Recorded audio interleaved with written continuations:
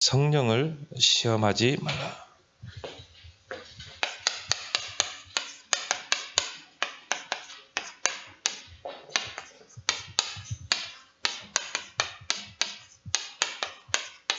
그래서 우리가 이 성경에도 보면 성령을 해방하지 말라 그렇게 나오고 있죠. 그래서 우리는 성령의 내주함을 받고, 또 우리는 성령의 인도받는 신분이요, 또 우리는 성령 충만받아 권능받고 땅 끝까지 증인되는 성령과 함께 우리는 일하는 자라 이 말이에요. 그래서 우리는 성령을 시험하고, 또 우리는 성령이 하시는 일을 해방하는 오늘 이 아나니와 삽비라 부부처럼 이런 일을 우리가 항상 주의해야 돼요. 그래서 여러분들은 늘 성령에 예민해야 된다.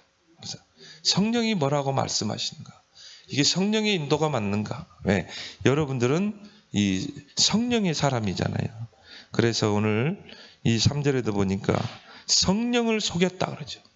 아나니아 삽비라가 성령을 속이고, 그리고 오늘 9절에도 보면은 뭐라 나왔습니까? 주의 영을 시험하려 하여, 주의 영을 속이고 또 시험하려고 했다. 그래서 우리는 저와 여러분들은 성령의 사람.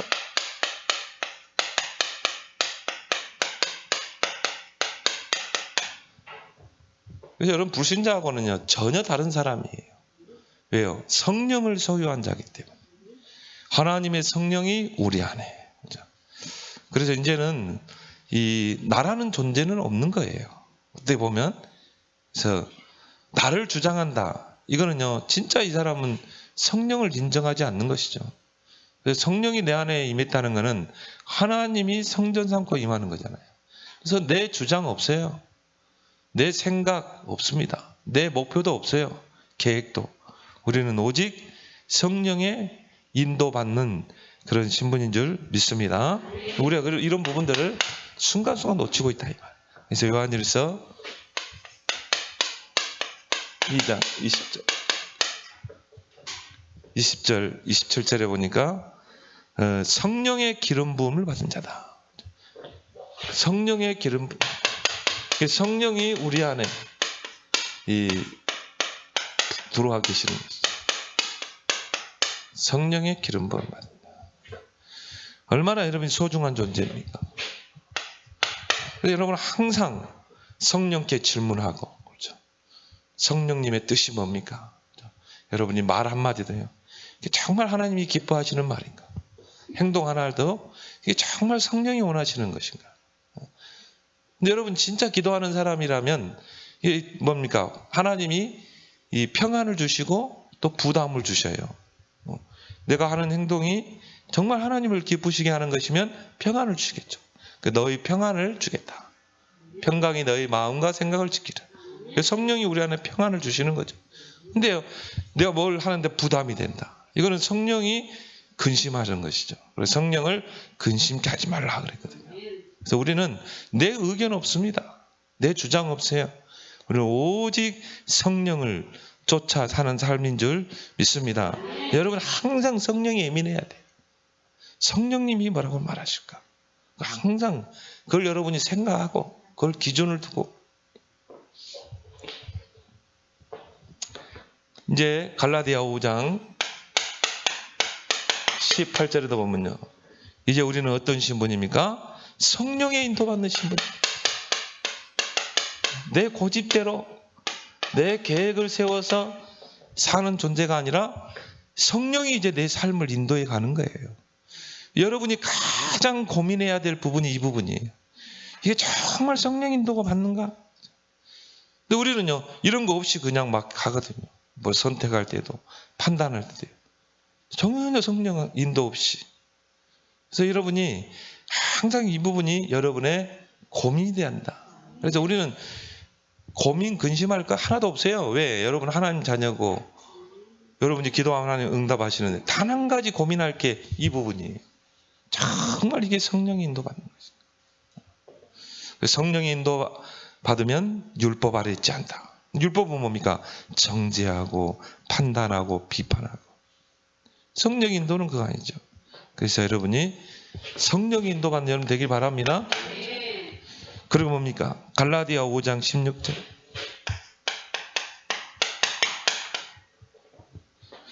우리는 성령의 소욕을 쫓아 살아야 한다. 육체의 소욕이 아니라 성령의 소욕을 쫓아 산다. 그럼 어떻게 돼요? 성령의 열매가 맺히게 돼 있죠. 성령의 9가지 열매. 사랑과 희락과 화평과 오래 참음과 자비와 온유와 충성.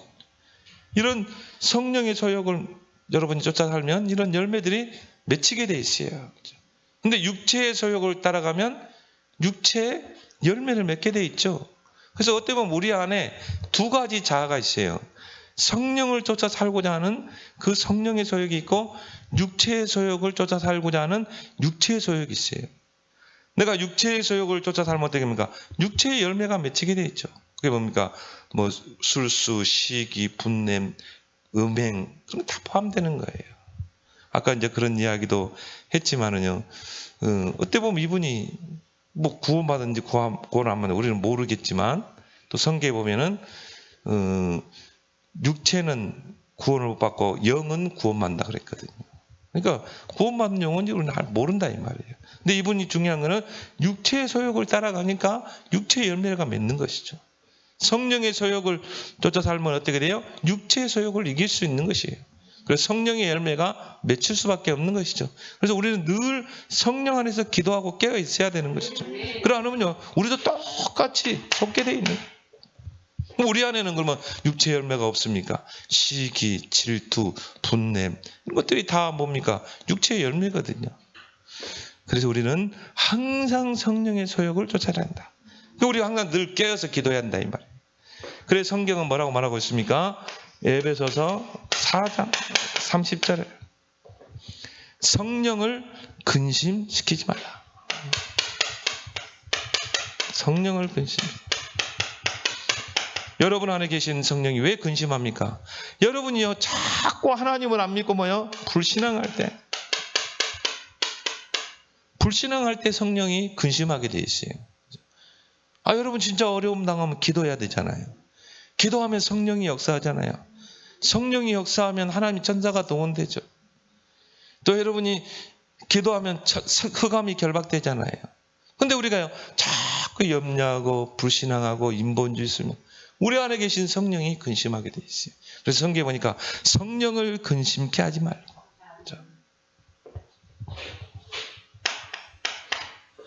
또 뭡니까? 데살로니가전서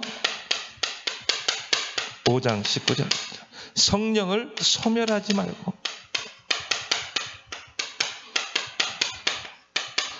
여러분이 기도하면 성령이 역사하는데, 그렇죠? 밤낮 부르신 자에게 성령을 주시지 않겠냐고 그랬잖아요. 오직 성령이 나의 임하면 권능받고. 성령이, 여러분이 기도하면 성령이 임하게 되는데, 우리의 방법은 오직 성령이에요. 그래서 예수님이 감람산에서 부활 승천하실 때 뭡니까? 마지막 주신 약속이 뭐예요? 오직 성령이 나에게 권능받고 땅까지 증인되리라. 그래서 우리는요, 우리의 절대 기준은 뭡니까? 138 아닙니까? 그리스도로 담나고 하나님 나라의 방향 맞추고 하나님의 방법 오직 성령. 왜? 그래야 하나님의 능력이 임하고 증인될 수 있잖아요. 그런데 왜 성령이 소멸돼요? 기도하지 않기 때문에. 기도하면 성령이 역사하는데 기도 안 하면 성령이 소멸되게 돼 있어요. 그럼 어떻게 돼요? 자연히 우리 안에 내재된 육체의 근성이 나오게 돼 있는 것이죠. 애국 근성, 노예 근성. 그래서 우리는 늘 기도로 넓게 있어야 될 줄 믿습니다.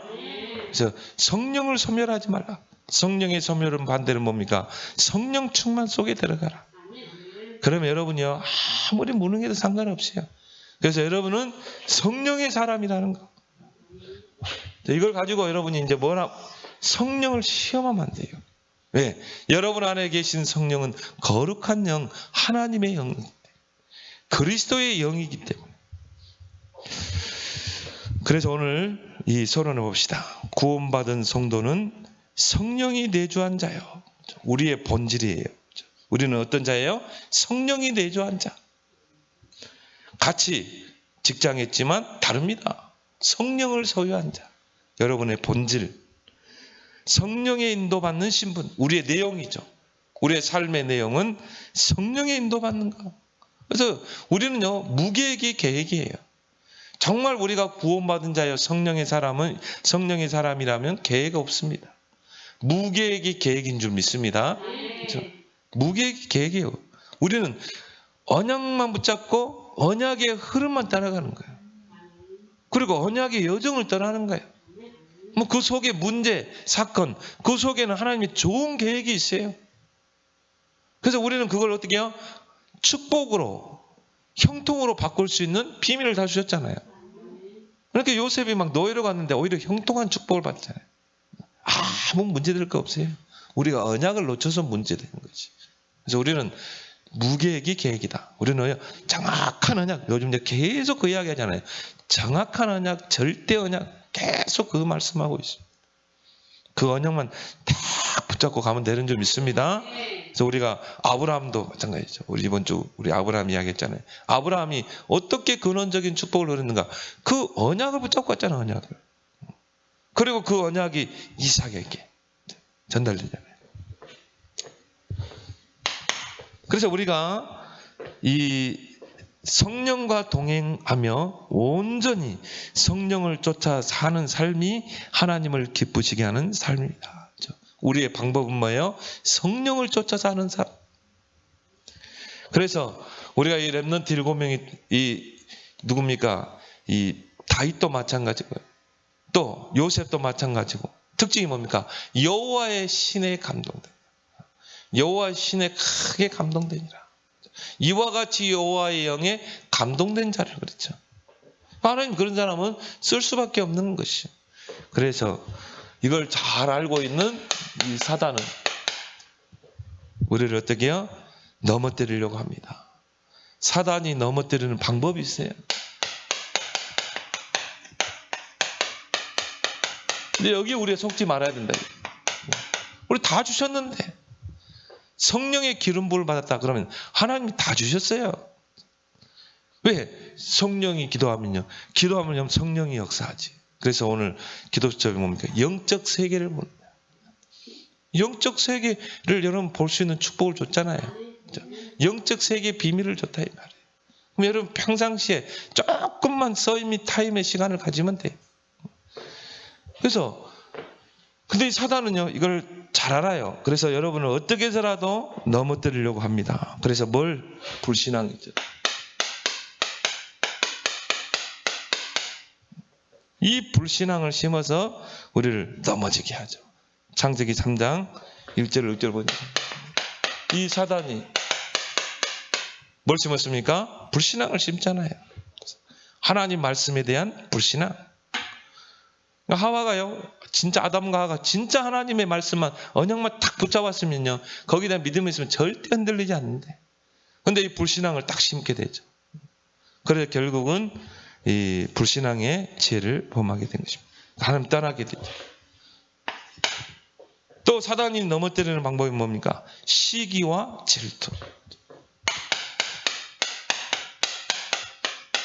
그래서 우리가 정말 이 성령 충만 속에 들어가지 않으면 이게 솟아 나온다니까요. 왜요? 우리 인생이 창세기 3장 인생이라. 그러니까 불쑥 튀어나오게 돼 있어요. 불신앙, 이런 시기, 질투. 이게 다 육신의 열매거든요. 여러분 갈라디아 5장에 보세요. 육체의 열매, 시기, 질투. 이게 딱 나오게 돼 있습니다. 그래서 시기와 질투를 자극합니다. 누굽니까? 이 사울이죠. 사무엘상 16장 2절. 이 다윗이 골리앗을 물맷돌로 꺾잖아요. 믿음으로 다 꺾고, 그리고 사울왕이 그 다윗을 왕궁으로 부르잖아요. 그래서 군대 장관으로 세웠거든요. 그런데 이 다윗이 전쟁터에 나가면은 막 백전백승이라. 그래서 승리를 하고 돌아오면요, 막 백성들이 환호를 하면서 외친 게 뭡니까? 사울은 천천히요, 다윗은 만만이로다. 그러면 이제 정말 뭡니까? 이 다윗을요, 이 정말 내 밑에 충성된 신하가 있구나. 이게 아니라 그때부터 시기하고 질투하고 견제하고. 성경에 보니까 악신이, 그렇죠? 이 하나님이 부르신 악신이 사울에게 임하네. 시기 질투심을 가지고 있으니까 결국 이걸 가지고 사단이 틈타게 되는 것입니다. 악령이 시달리게 되는 것입니다. 또 사단이 넘어뜨리는 방법입니까? 영적인 나태.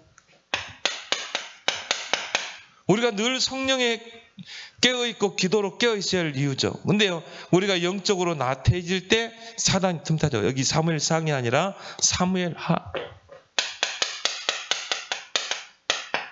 사무엘하 11장 1절에서 5절. 이제 다윗이 탁 왕권이 튼튼하게 되고요. 그 밑에 신하들이 쫙 있는 거예요. 얼마나 좋은 신하들이 딱 있는 거예요. 더 이상 다윗이 이제 전쟁터에 갈 필요도 없어요. 국방은 튼튼해졌지. 그러니까 이제 뭡니까? 이 전쟁터에 나가도요, 자기가 나가는 게 아니라 신하들이 다 하고 오는 거예요. 다윗이 이제 뭐 할 일이 없거든. 그럼 우리는 더 어떻게 해야 돼요? 더 기도 속에 들어가야 돼.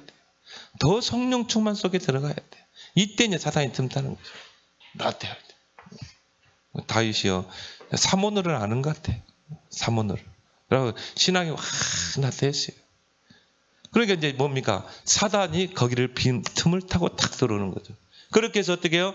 우리아의 아내를 이제 겁탈하게 되는 것이죠. 겁탈하게. 큰 죄를 했잖아요. 간접 살인죄를 졌거든.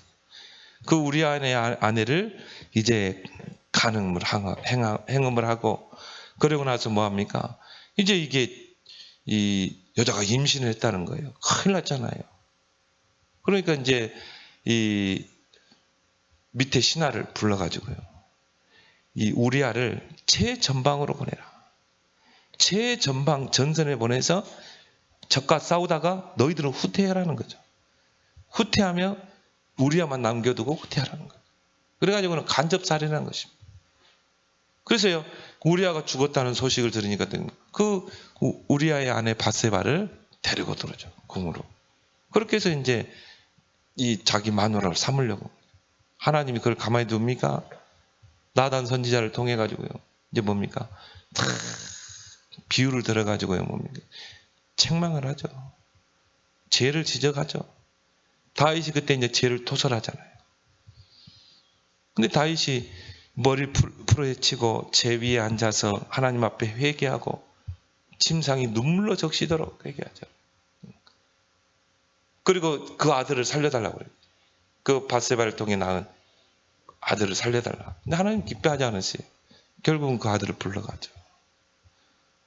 근데 갑자기 이 아들이 죽었다는 소식을 듣는 거예요.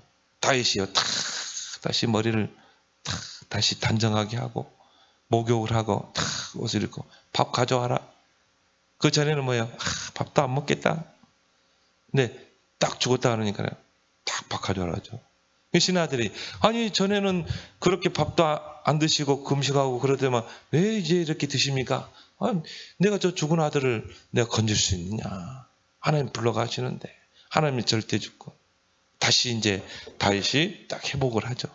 그래서 우리가 이런 나태할 때 사단이 어떻게 해요? 틈을 탈 수 있다. 넘어뜨릴 수 있다. 그리고 뭡니까? 이 예수님 공생의 기간 동안에 사탄이 예수님을 세 가지로, 예수님이 공생의 시작을 하실 때 사단의 시험을 받았어요. 이걸 통과해야 되거든. 본인이 진짜 하나님의 아들이라는 것을 증명해 보여야 되거든. 40일을 광야에서 금식을 했다. 뭐 얼마나 배가 고프시겠어요. 이 사탄이요, 탁 나타나가지고 뭘 가지고? 물욕을 가지고 자극하잖아. 물질욕. 너 배고프지? 네가 진짜 하나님의 아들이라면 이 돌이 떡이 되게 해봐라. 그 예수님이 그걸 못 하시겠어요? 오병이 기적도 일으켰는데 할 수 있어요. 근데 예수님이 말씀을 가지고 물리치잖아요. 사람이 떡으로만 사는 것이 아니요 하나님의 말씀으로 사는 것이야. 여러분이 이런 사단의 미혹이 올 때는 하나님 말씀을 붙잡길 바랍니다. 그래서 우리가 하나님 말씀으로 무장해야 돼요. 항상 이번 주일 강단의 말씀인 거지. 딱 붙잡고. 이게 사단이 케어 펀치를 한 대 맞은 것이죠. 또 두 번째는 뭡니까? 예수님을 성전 위에 딱 올려놓고요. 뛰어내리라는 거예요. 높은 성 위에 올려놓고. 그러면 이번에는 말씀을 가지고 나왔어요. 시편에 보니까 하나님이 천사를 보내서 그 발이 땅에 떨어지지 않도록 보호하신다고 그랬냐? 뛰어내리라는 거예요. 사탄을, 이단들 보세요. 성경 말씀 가지고 미혹한다니까요. 우리가 말씀으로 무장하지 않으면 다 넘어가요. 신천지 미혹에 끌려간 사람들이 다 기존교인 아닙니까? 다 권사들, 집사 이런 거 아닙니까? 왜 거기에 끌려갑니까? 말씀이 없어 거기 대적할 말씀이. 그러니까 미혹하는 거예요. 말씀으로 해요. 다 사단이. 그때 예수님 합니까? 주 너희 하나님을 시험치 말라.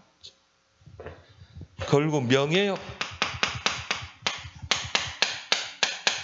근데 명예욕으로 또 예수님을 시험했죠. 또 예수님이 이거를 이기신 것입니다. 세 번째 뭡니까? 성공욕. 모든 사람이 성공하기를 원하잖아요. 천하만국 부귀영화를 다 보여주면서 내 앞에 절하면 다 주겠다는 거예요. 결국 뭡니까? 물질력, 성공력이죠. 경배 대상을 바꾸라는 거예요. 네가 경배 대상을 바꾸면 다 주겠다는 거예요. 하나님만 경배해야 되는데. 그래서 예수님 이것도 물리치잖아요. 그래서 이거는 예수님 공생에 이 사탄의 시험을 받은 세 가지지만 이거는 모든 사람이 다 미혹된다니까요. 요 세 가지. 물욕, 명예욕, 성공. 이것 때문에 뭡니까? 막 정치기에 들어가려고. 그래서 우리는 이런 것에 우리는 미혹돼서는 안 될 줄 믿습니다. 그리고 뭡니까? 성령께서 하시는 일을 회방하게 합니다. 성령께서 우리 안에서 하고자 하는 일이 있거든요. 이거를 자꾸 해방하는 거예요. 성령 해방이라고 하죠. 그래서 예수님은 이거를 얼마만큼 이 큰 죄로 봤냐면요. 마태복음 12장 31절 32절에 보니까 사람에 대한 모독죄와 모독은 사심을 얻되 성령을 모독하는 것은 사심을 얻지 못하느니라. 개역 성경에는 성령을 해방하는 죄는 그랬어요. 근데 이 개정 성경은 성령을 모독하는 죄. 하여튼 성령을 해방하고 모독하는 죄. 이거는 사심을 받지 못한다. 그 말은 뭡니까? 성령이 하시는 일들이 있는데 그걸 우리가 해방한다 이 말이에요. 예를 들어 교회 안에서요. 교회를 다스리는 분은 성령이잖아요. 성령이 끌어내요. 근데 교회 안에 뭔가 하나님이 성령이 하시는 일이 있거든요. 그걸 방해하는 죄. 또 성령께서 뭡니까? 하시는 일이 뭐냐면 복음 전파잖아요. 그 복음 전파를 방해하는 죄. 그래서 우리 전도자 목사님을 이단하고 한 사람들이요. 하나님 불러가잖아요. 왜 그래요? 성령이 하시는 일이거든. 우리가 교회사적으로 보면 루터 이후로 또 어떻게 됐어요? 개교회가 우리 프로테스탄트가 나왔잖아요. 근데 세월이 흐르면서 또 변질되거든. 복음 잃어버리고 종교화되고 교권화되고. 그때 하나님이 전도자를 불러서 지금 전도운동을 일으키고 정말 하나님이 숨은 제자들을 주의 종들을 불러서 이 전도운동을 일으키는데 얼마나 음해하고 그래서 종교 재판에 올려가지고요. 있지도 않은 것을 막 덮어 씌워가지고 이단으로 누명 씌우고 하나님 성령이 하시는 일을 어떻게 해요? 해방하는지. 이건 사하심을 받지 못해요. 그래서 하나님 어떻게 해요? 다 불러가잖아요. 또 교회 안에서 보면요. 이 뭡니까? 목사를 막 흔들거나, 목사를 막 어떤 그런 장로들 있잖아요.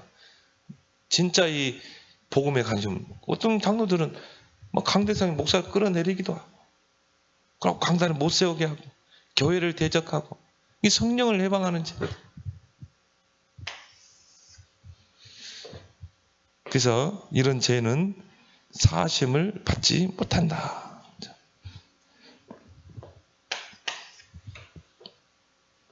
사도행전 오늘 5장 4절에 보니까 이 성령을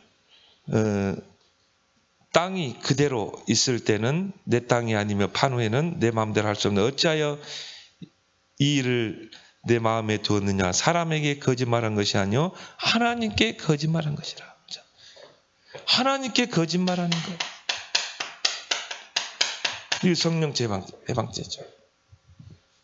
그리고 또 오늘 뭐라고 그랬어요? 9절에 보니까 베드로가 이르되 너희가 어찌 함께 깨하여 주의 영을 시험하려 하느냐. 그렇죠. 주의 영을 시험하는 것. 이걸요 큰 죄로 본 거예요. 교회 안에서 중요한 일을 결정하고 그 일에 대해서 이제 사도 중심으로 딱 결정을 했는데 거기에 대해서 성령을 거짓말하고 시험했다 이 말. 이게 하나님 앞에는 큰 죄가 된 것입니다. 뭐 그분이 이 아나니아 삽비라가 구원받았는지 안 받았는지 그거는 우리가 쉽게 판단하면 안 돼요. 중요한 거는 성령을 해방했다는 거예요. 그래서 이 누구 말대로 쌍묘의 비극을 맞게 된 것입니다.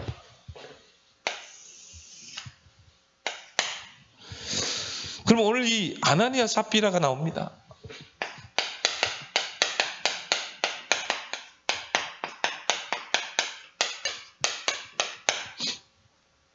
이 부부가 나오죠.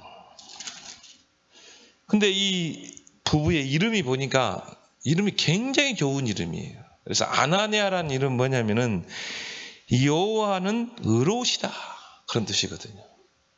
그러면요 이분이 믿음이 있었다는 거예요. 정말 믿음도 있고 그렇죠?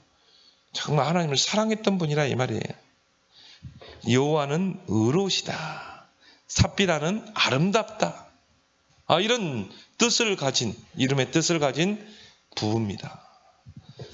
근데 이 부부는 이 초대교회를 형성한 120문도 속에 들어가는 사람. 사도행전 1장에 보면 120명의 제자가 마가다락방에 모여 있거든요. 그래서 뭡니까? 138 언약을 붙잡고 더불어 마음을 같이 오로지 기도에 힘썼다니까요. 성령의 능력을 체험했던 사람들입니다. 초대교회 구성 핵심 멤버입니다. 그리고 70인 중직자 중에 한 사람이에요.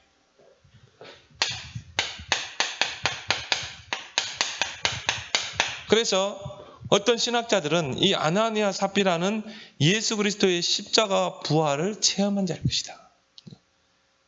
왜? 그 마가다락방에 모였던 120명의 그 제자들은 그 예수님의 십자가 부활을 목격했기 때문에 그 멤버들이 구성됐거든요. 거기에는 예수님의 그 어머니 마리아도 거기 있었잖아요.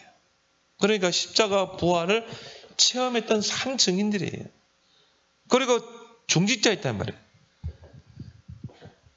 근데 이 물질력 때문에 결국 물질력 때문에 성령을 속인 자가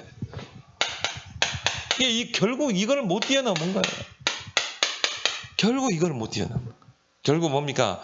창세기 3장, 6장, 11장이 아직 뿌리 뽑히지 않는 거예요. 우리 안에도 이런 것들이 있잖아요. 그래서 우리가 집중 속으로 계속 들어가야 되는 것이죠. 우리 안에 창세기 3장, 6장, 11장. 이게 우리의 사도행전 1장 3절 138로 바뀌어야 될 줄 믿습니다. 근데 이게 딱 결정적인 순간에 딱 드러나와 버려요. 나 중심, 뭔가 물질 중심, 뭔가 성공 중심 이런 것들이 딱 결정적인 순간 튀어나오는 거예요. 그래서 우리가요 늘 성령 충만 속에 있어야 될 이유가 늘 하나님의 은혜 속에 있고 늘 우리는 성령에 예민하고 이게 정말 성령이 인도받는 게 맞는가? 늘 성령님께 질문하고 그 질문을 많이 하세요. 저도 그러거든요. 내 안에 계신 성령님. 질문을 많이, 대화를 많이 해요.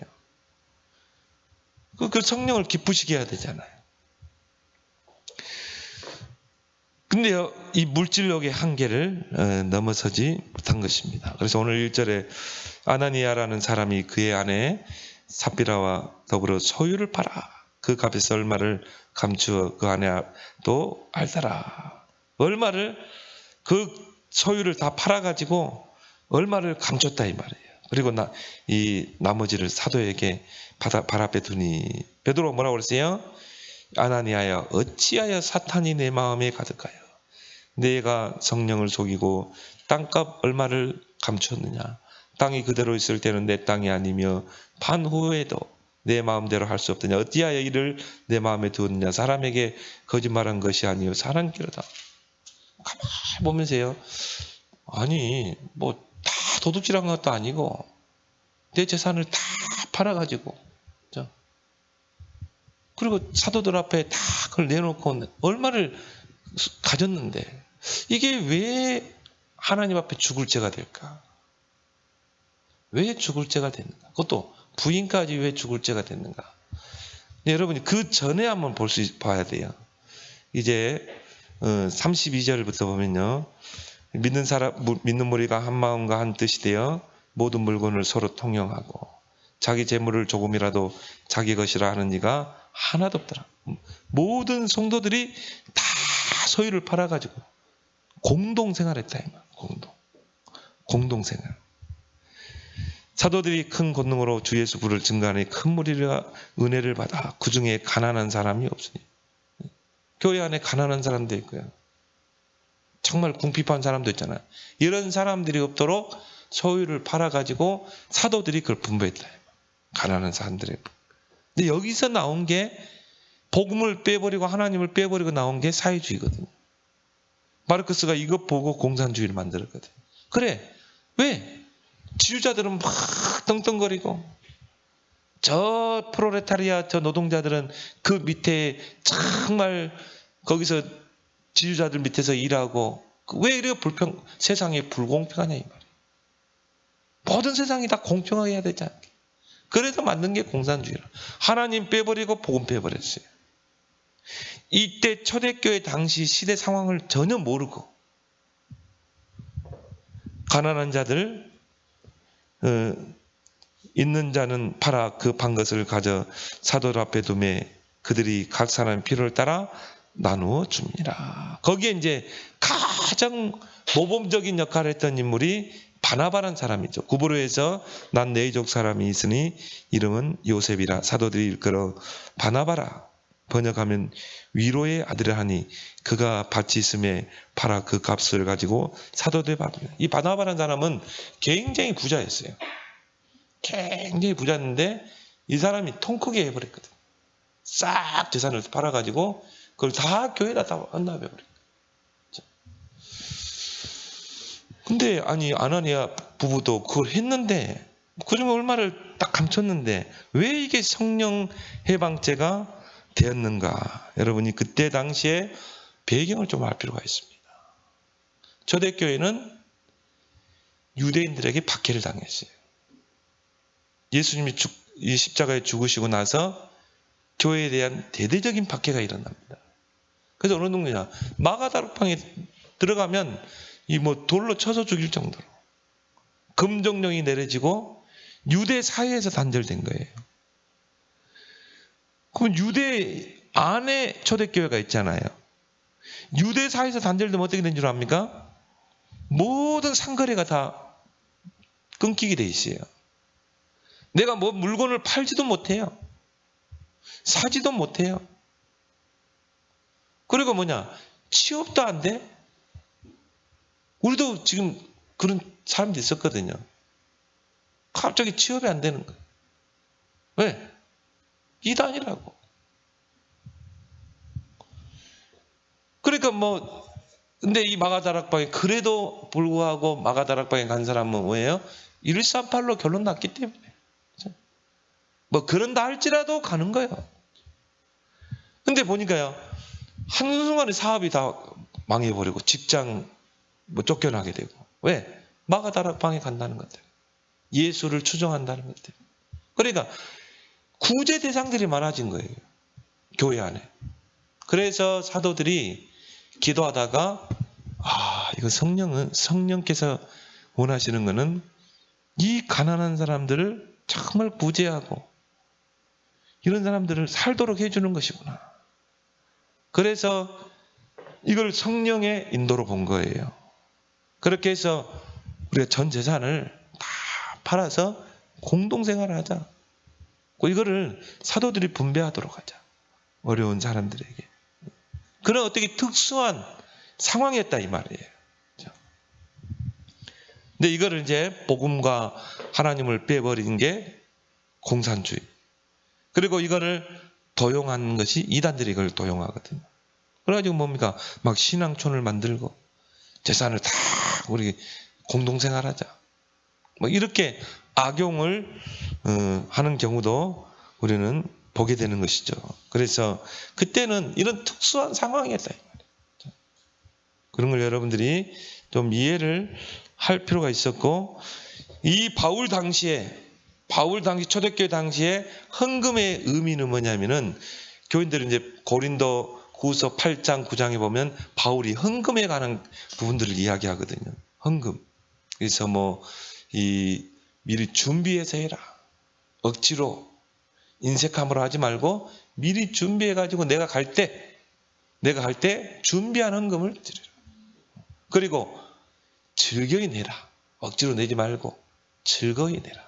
이제 그런 내용들이 고린도후서 8장 9장에 쭉 나오면서 뭐라 나오냐면 성도들을 위하여 그렇게 나옵니다. 어려움을 당하는 성도를 섬기는 일을 위하여 우리가 연보를 하고 헌금을 해야 되지 않겠냐. 이렇게 이야기해요. 그 말은 뭡니까? 초대교회 교인들이 예수를 추종한다는 것, 예수를 믿는다는 것 때문에 많은 어려움을 당했다. 그래서 바울이요, 가는 곳마다 뭡니까? 내가 가면 이 헌금을 걷어서 나한테 주라는 거예요. 그럼 바울이 그거를 거둔 걸 가지고요, 어려운 교회들을 도운 것입니다. 이런 역할을 해요. 그래서 지금의 의미의 헌금과는 그때 당시의 헌금과는 좀 다른 측면이 있다. 지금 우리가 하나님 앞에 헌금하는 것은 뭡니까? 이걸 가지고 우리가 교회를 세우고 또 목회자 가정을 또 우리가 세워야 되고 경제를 또 이걸 가지고 우리가 뭡니까? 후대 키우고 선교하기 위해서 그런 의미에 우리가 헌금을 하잖아요. 그죠? 그때 당시에는 완전히 구제 대상들이 많았다 이 말. 그런 의미의 헌금이었다는 것입니다. 그래서 여기에 이제 본을 보인 사람이 바로 바나바라 이 말이에요.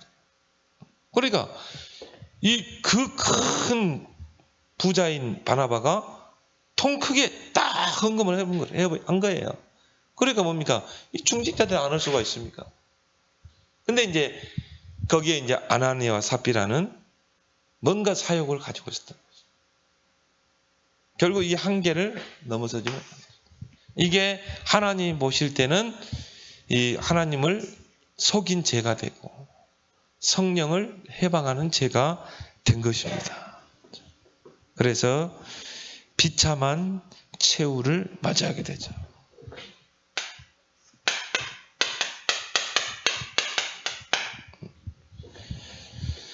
그래서 오늘 여기 4절에 보면 이제 나옵니다.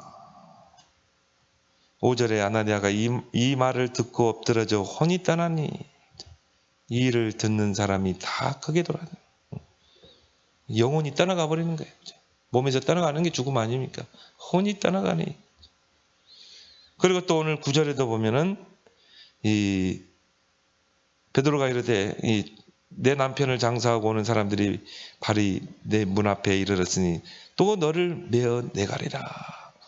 베드로가 발 앞에 엎드러져 그가 베드로의 발 앞에 엎드러져 혼이 떠나가게 되죠.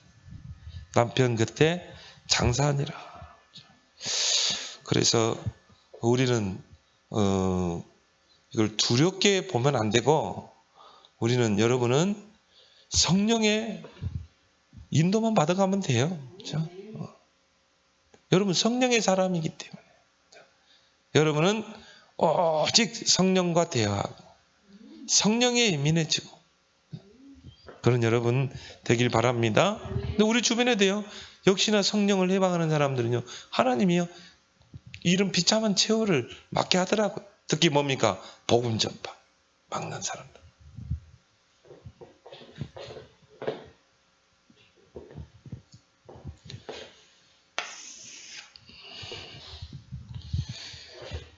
그래서 요한일서 2장 16절 17절을 보니까 이 세상에 있는 것이 육신의 정욕이요 안목의 정욕이요 이생의 자랑이니 그죠? 요한일서 2장 16절. 이런 것들이 이제 우리가 뭡니까? 바뀌지 않기 때문이죠. 그래서 사단에게 사로잡히겠다. 사단이 내 마음에 가득하여 그렇게 나오죠. 오늘 여기 3절에 보면 사단이 내 마음에 가득하여. 우리가 성령 충만하지 않으면요, 어떻게 해요? 사단이 마음에 가득하게 됩니다. 그래 어떻게 해요? 완전히 성령을 해방하도록. 또 성령을 속이고, 사단이 가득하면 어떻게 됩니까? 성령을 속이고 성령이 하는 일을 해방하게 되죠. 그 땅을 말을 감췄느니라. 하나님께 거짓말한 것이나. 4절에 보니까. 그래서 왜 이런 시험에 빠져드는가?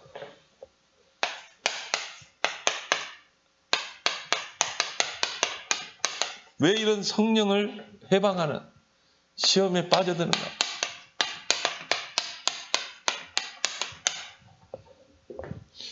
첫 번째 뭡니까? 잘못된 물질과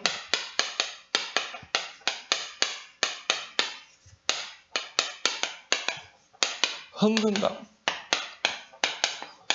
이런 부분에 여러분이 분명한 딱 신앙의 정립이 딱 돼 있어야 돼요. 그래서 여러분이 모든 물질은 하나님께서 주신 것이다. 역대상 29장에 보면 바울은 이런 확실한 물질관이 있었어요. 이 모든 것이 다 여호와께로부터 온 것입니다. 그렇죠? 여호와 하나님이 내게 주신 것으로 내가 드렸을 뿐입니다. 절대 자기를 드러내지 않았죠. 이게 바울의 물질관이 확실해선 거예요. 그러니까 하나님이 축복할 수밖에 없는 것이죠. 근데 중요한 거는 이 다윗은 뭡니까? 확실한 언약이 있었다 이 말이에요. 성전을 지을 것이다. 언약궤를 둘 기념비적인 성전을 지을 것이다. 언약 성전이라는 확실한 언약이 언제? 어릴 때 들어가 버린 거예요. 들어갈 때. 사무엘 목사님을 통해서. 이날 이후로 다윗에게 여호와의 영이 크게 임하니라. 다윗은요 그때 이 언약이 떠나지를 않은 거예요. 한마디로 언약에 완전히 각인이 된 것입니다. 그래서 골리앗 앞에 설 때도 나는 언약을 이루기 위해서, 사울왕 앞에 갔을 때 나는 언약 성취를 위해서, 확실하게 언약이 박힌 거예요. 그러니까요, 그가 성전 건축, 이 언약을 다 붙잡고 뭡니까? 그 모든 물질을 모으잖아요. 하나님께서 다윗에게는 성전 건축을 허락하지 않았어요. 왜? 다윗은 너무 많은 피를 흘렸기 때문에, 전쟁터에서. 그래서 이 거룩한 성전을 네 자녀를 통해 내가 짓게 하겠다. 그래서 다윗은요, 그 아들 솔로몬에게 성전을 짓게 하고 자신은 뭡니까? 성전 지을 수 있는 모든 걸 다 준비한 거예요. 저 레바논 땅에 아름드리 큰 백항목, 그들을 돈 주고 샀다니까요. 그 일꾼들도 사고, 그 남의 땅에, 남의 나라에 그 아름드리 그 큰 백항목을 그냥 공짜로 얻어옵니까? 돈 다 주고 어마어마한 돈을 지불했을 거예요. 그래가지고 그걸 다 베가지고. 왜? 그거 성전 기둥을 세우고 지어야 되거든요. 그럼 뭡니까? 지중해를 해가 뗏목으로 탁, 그걸 끌고 와가지고요. 그러면 예루살렘으로 또 그거를 끌고 오는데 얼마나 많은 인력들이 있었겠어요. 그 돈만 해도 어마어마하죠. 그리고 뭡니까? 정말 두로 사람들 불러가지고요. 석공들. 그러면 뭡니까? 바위산 쪼개가지고 대리석으로 큰 대리석. 이런 것들을 다 준비하고. 그리고 금세공하는 사람들. 그런 사람들을 탁 불러가지고요. 탁 뭡니까? 이제 금잔, 은잔 다 만들게 하고 성전 또 치장하는데 인테리어 하는데 싹 부르고 그런 준비를 다윗이 다 한 거예요. 그러니까 그 어마어마한 물질을 하나님 주신 것입니다. 왜? 언약이 확실하기 때문에. 진짜 여러분이 237 언약을 딱 붙잡아봐요. 치유 언약, 서밋 언약. 그 언약을 딱 붙잡고 여러분 하나님 나에게 이제 정말 빛의 경제, 정말 하나님 나에게 유리성의 경제를 주시옵소서. 하나님이요. 언약이 확실하면 하나님이 볼 줄 믿습니다.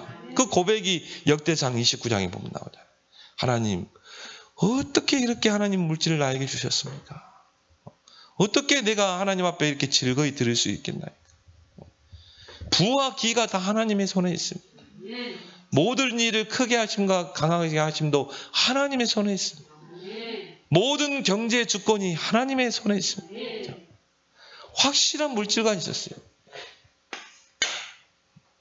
그럼 이런 사람은요, 아낌없이 하나님께 드리는 거예요. 하나님 나라를 위해서. 아낌없이 선교, 아낌없이 후대 키우는데. 왜? 이거 하나님의 것인데. 나는 그 돈을 맡아 관리하는 청직인데. 그래서 이 사람은요, 오직 하나님의 나라를 위해 씁니다. 자신을 위해 쓰는 게 아니에요.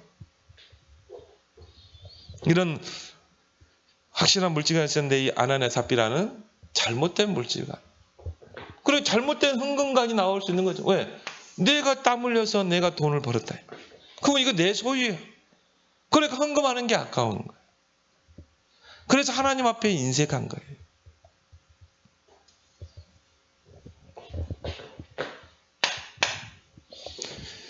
돈의 한마디로 노예가 된 사람들. 이런 사람들이 많습니다. 그래서 야고보서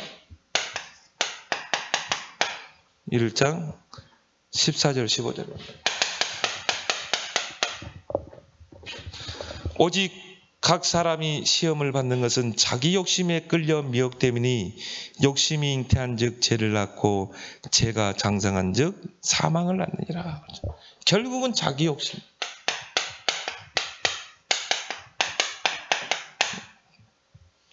탐심이 우상 숭배가 되는 것이죠. 그 자기 욕심에 미혹돼 가지고 디모데전서 6장 10절에 보면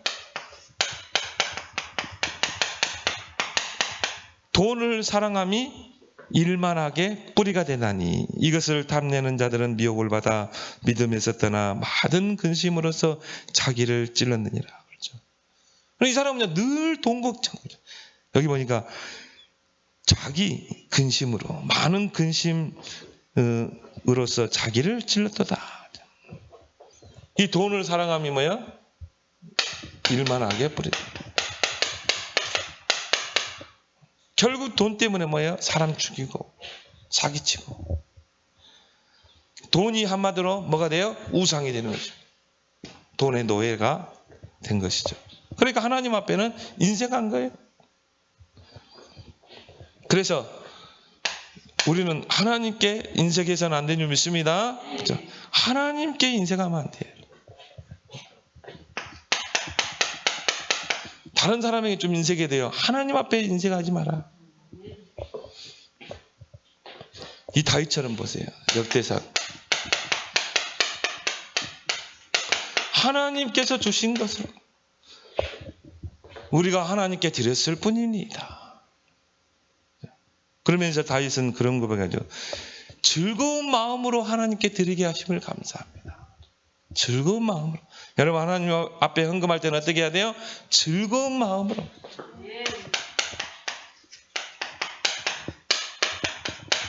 왜? 하나님께서 나에게 주신 것 가지고 내가 드리는 것이기 때문에 즐거운 마음으로 드리라. 그래서 고린도후서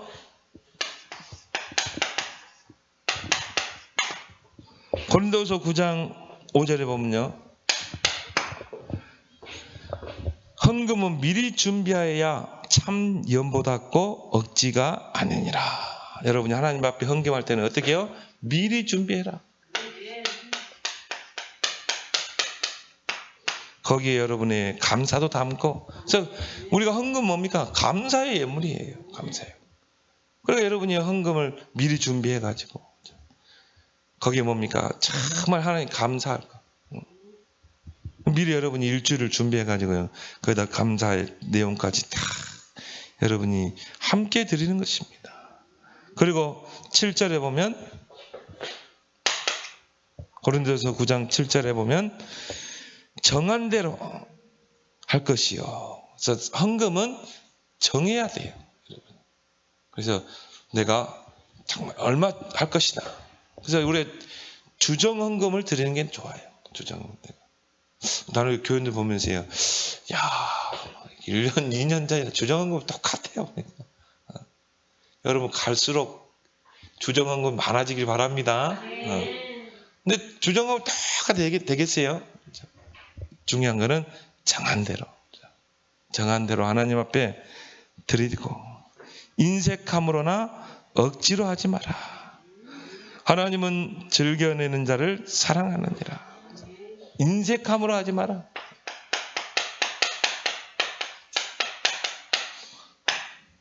즐겨내는 자를 억지로 하지 마라. 하나님 즐겨내는 자를 사랑하시느니라.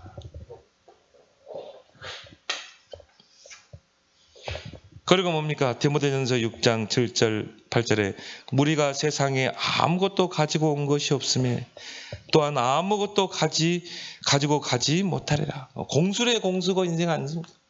빈손으로 왔고 결국 할 때도 빈손으로 가는 거 아니냐. 우리가 먹는 것과 입을 것이 있은즉 족한 줄로 알라. 자, 내가 거할 수 있는 집이 있고 내가 먹을 배 안 굶고 그걸로 족하라. 족한 줄 알아. 너무 부 되려고 여러분이 힘쓸 필요 없고요. 여러분이 그릇만 딱 키우면 돼요. 그 확실한 언약만 붙잡으면 돼요. 그럼 하나님이 여러분이 다 확실한 언약이 있으면 그 언약을 성취해야 되잖아요. 그럼 하나님 다윗처럼 하나님 채워주시게 돼 있어요. 그런데 분명한 물질과 분명한 현금과 이 모든 것이 다 하나님께로부터 온 것이다. 그런데 내일 보면요, 진짜 헌금에 인색하지 않는 사람들 하나님 축복하시더라. 그래서 여러분들이 헌금을 할 때는 조금 부담될 정도로 그렇게 해보세요. 너무 부담되지 말고 조금 부담이 될 정도. 그래서 물질 있는 곳에 너의 마음도 있느니라. 그렇죠? 여러분이 이 성경적인 물질과 헌금관을 가지고 교회를 세우고 하나님의 나라 땅과 이루는 일에 쓰임받는 여러분 되길 바랍니다. 우리 함께